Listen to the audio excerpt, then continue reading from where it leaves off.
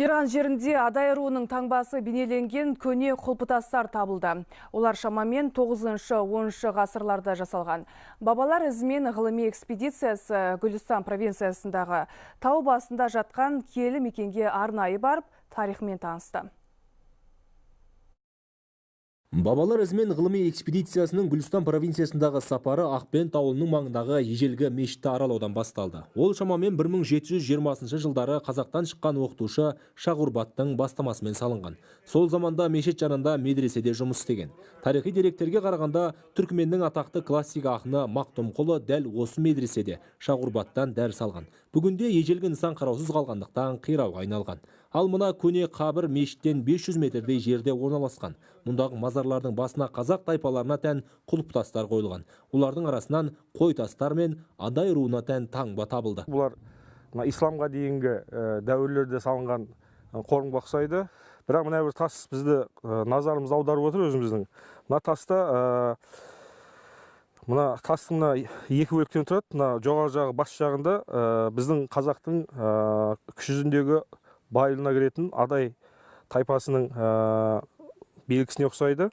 Бұнда жебе таңбасы. Жергілікті қазақ ағайындарын осы жерде мекендейтін адайлардың өкілдерінің айтуы бойынша бұл жаңа адайлардың таңбасы. Және бұндай осыған ұқсас тастарды біздегі Маңғыстау облысындағы Шақпақ-Ата қорымында да кездестіріп отырғандарын айтып отыр. Бұл қойтастар, құлпытастар біздің бабаларымыз 8-ші, 9-ші, 10-ші ғасырларда осы жаққа келген, соларға қойылған жаңағыдай құлпытас, қойтастар дейді. Оны әрине біздің ғалымдар келіп зерттеу керек.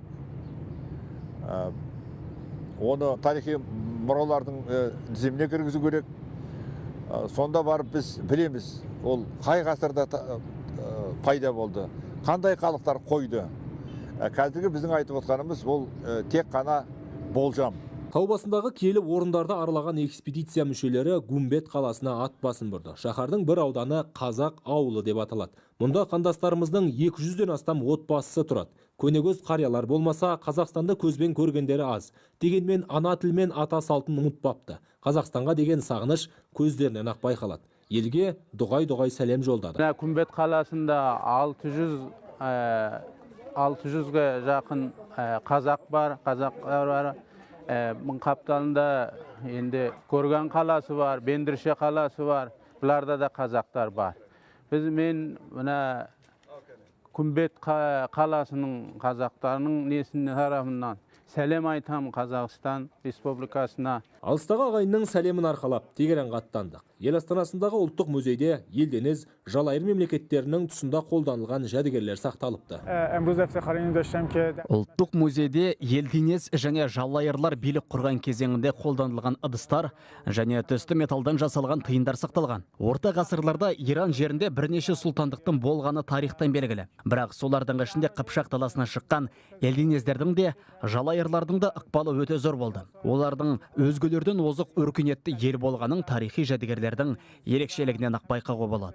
Иран жерінде бабаларымыздан қалған жәдігерлердің тарихымен танысқан ғылыми экспедиция мүшелері бұл елдегі сапарын аяқтады. Ендігі бағыт Түркия. Талғатбек Әбдіқожа, Саматбек Батыров. Хабар 24, Иран астанасы Тегераннан. Құрметті көрермендер, әзірге айтарымыз осы. Арнамыздан алыстамаңыздар.